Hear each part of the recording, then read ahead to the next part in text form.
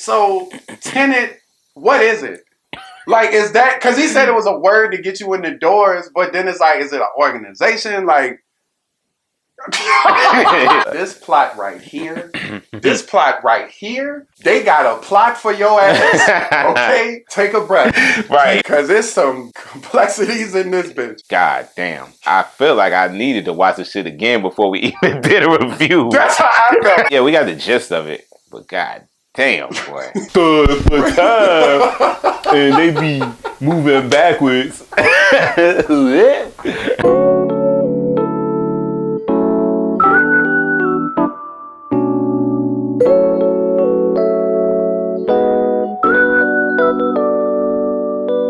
Hey, what's up, everybody? Welcome back to Cinecism. I'm Eric. It's your boy Dante, man, and today we're going to be doing a review on Tenet. Tenet is the latest Christopher Nolan movie. Basically focuses on a protagonist played by John David Washington, who has to work with another guy by the name of Neil, played by Robert Pattinson, to basically stop World War III from taking place. And that's like the most simplistic version of the plot that I can even give, because it's a lot going on in here. Amongst this World War III situation that they got going on, they've noticed that the people that are trying to cause this nuclear holocaust have acquired this technology that essentially can reverse time and space. It's like time-space manipulation. They call it inversion. Their weapons are coated with it. They have other methods in which they can use space and time to kind of manipulate the past and present. All right, so let's talk about the characters, man. So you have the protagonist. He's like, what, CIA or something? CIA. The movie starts off with him on a mission. What is he doing?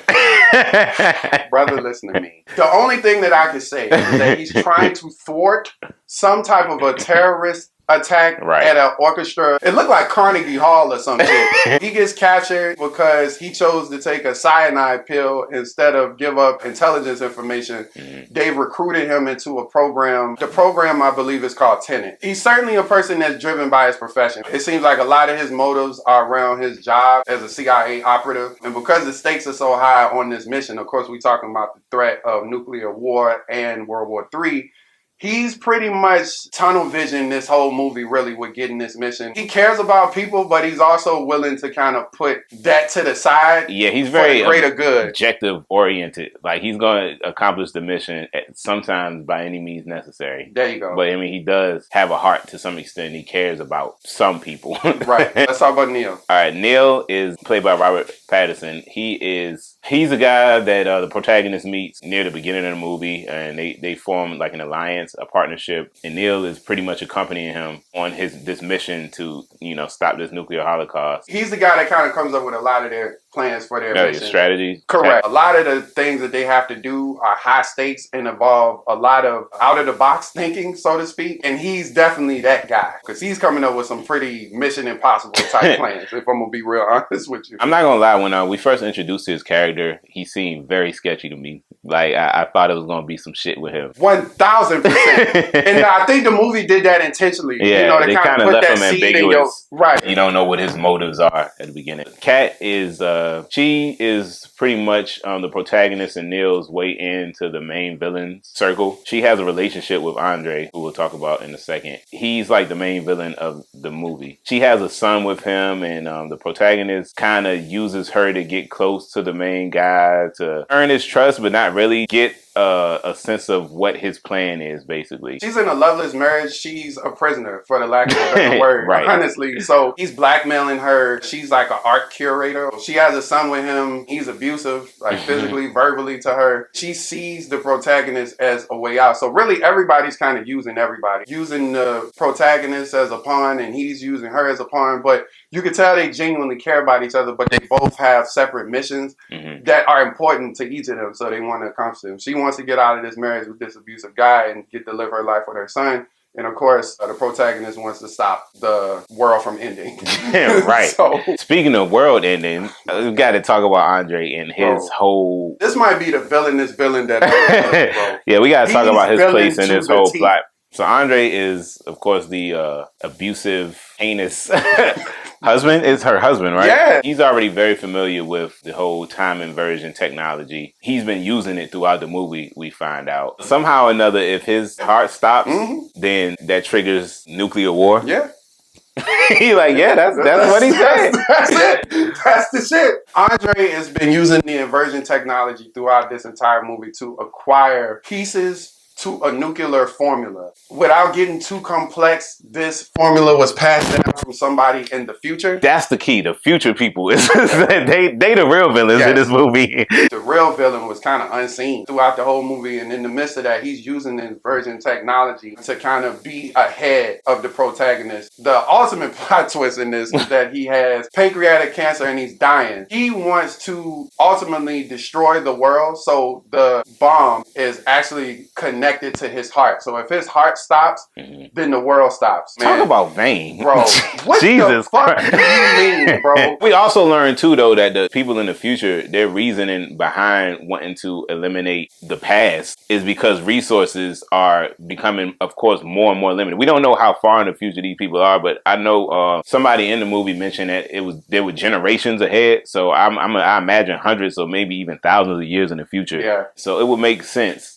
I mean, I guess to somebody to want to kind of restart, hit the restart button on Earth, man, to replenish the resources. That Thanos theory. Yeah, extreme is even a kind right. To use. Yeah, like, bro, that's beyond me. Right. Let's talk about key moments. Yes. I guess. Yes. I guess the biggest focus is the whole inversion concept, man. Yes. That shit was tricky because I still don't know exactly how it works. Even after watching this damn near 3-hour movie, it's like, man, it's like I saw it, but it's like I don't know what I saw, man. It's like I just didn't get it. I didn't get the theory of it. When you see what's happening, it's kind of hard to make sense of how it works. Yeah, the concept behind it is just really complex. You know what I'm saying? And the movie keeps kind of adding more layers and layers and layers onto that. Oh my original. God. The whole oxygen shit. I didn't even think about that, but that's crazy. Regardless if you understood it, which I doubt you did, because it was a very complex theory. Regardless of how you felt about that, the way that it came across on screen looked incredible, man. Like, in the way that they incorporated it into like the action, any scene that involved fighting or physicality or the vehicles. And I mean, because this shit is like coded in everything. So yeah, it looks insane because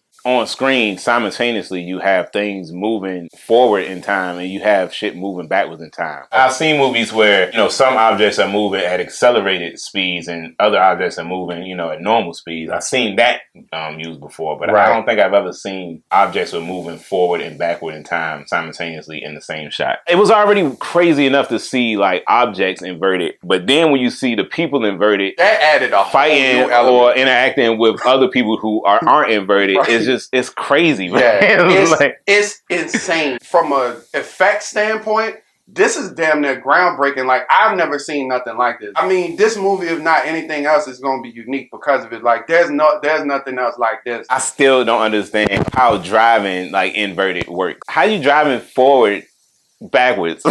You know what I'm saying? Yeah, absolutely. It was pretty much like a machine that you could go into where you could interact with the inversion universe. It was like an inversion world. My favorite scene when they used it was when he was actually fighting his future self. He was kicking his ass, like straight up and down. He was kicking his ass. Yeah, like, which one? But then they had another scene that was also pretty big budgeted. Like, sometimes you see effects so big that you wonder how they did it, because they drove a plane into a building and it looked pretty fucking real. But I'm sure it could have been CGI. I don't know if all that's practical. I mean, I'm sure it's a pretty big budget, so I can see them using some at least a hollowed out plane and just crashing that bitch into a set building. I wouldn't doubt that. I like that even in the midst of this movie, like, you cared about the characters in this movie. I felt this movie was very ambitious and revolutionary. Of course, we've seen movies utilize the concept of time travel before, but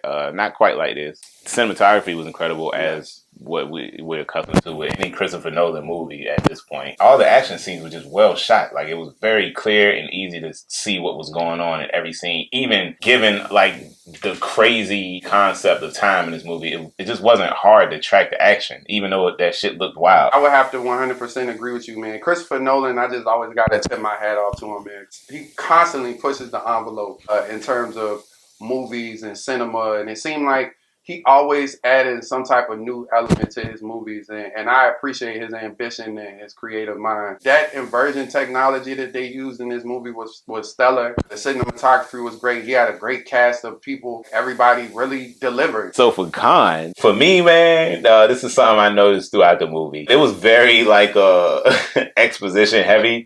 You know, like in the scenes where in the non-action scenes, man, it's just like exposition dump, exposition. Yes. Like they were just, and I get it, but for a movie like this, man, to know what the fuck is going on, you kind of have to have some form exposition in between scenes. Man, that shit just sounds like they were just talking to us at some points. This felt to me like a action adventure game or something. Because it's like soon as you would do a mission, you gotta, it's like Grand Theft Auto. Like soon as you do a mission, you gotta go talk to somebody. Then you do a mission and you go talk to them. The problem was that to me, this concept is already, it can be seemingly hard to grasp, but at its core, I think it's a basic concept. After a while, man, it was so much going on with the plot, I started to get kind of confused with the story. So this is definitely a movie that I'm gonna have to watch twice. Overall, I thought Tenet was a very compelling action, adventure, sci-fi movie. Really enjoyable for me. This is one of the movies I was most looking forward to this year. It was some trippy shit in there, man. Still thoroughly enjoyed the movie. So overall, I'm gonna give Tenet a 9 out of 10. This movie, I thoroughly enjoyed it. Even despite the minor break with the story, it still was a very watchable movie. Like we mentioned, it's almost 3 hours, and you invested the whole time. Yeah, I really was. I think I'm gonna give Tenet an 8.5. Thanks for tuning in to our review of Tenet. Man, I hope you enjoyed this one. Maybe y'all would understand it a little bit more than I did. Definitely a suggested watch, especially if you're into sci-fi. And as always, don't forget to like, share, and subscribe to our channel. If you have any suggestions as far as movies, upcoming movies, or trailers, or TV shows, series that you'd like to see us review, don't forget to drop a comment below. If you guys have seen Tenet, please explain if you know what was going on. Oh, what's your favorite Christopher Nolan movie as well? I'm gonna have to think what my favorite Christopher Nolan movie is, because I got a few, but I gotta organize them. Yeah. Well, we appreciate y'all, man. Thank y'all. Peace.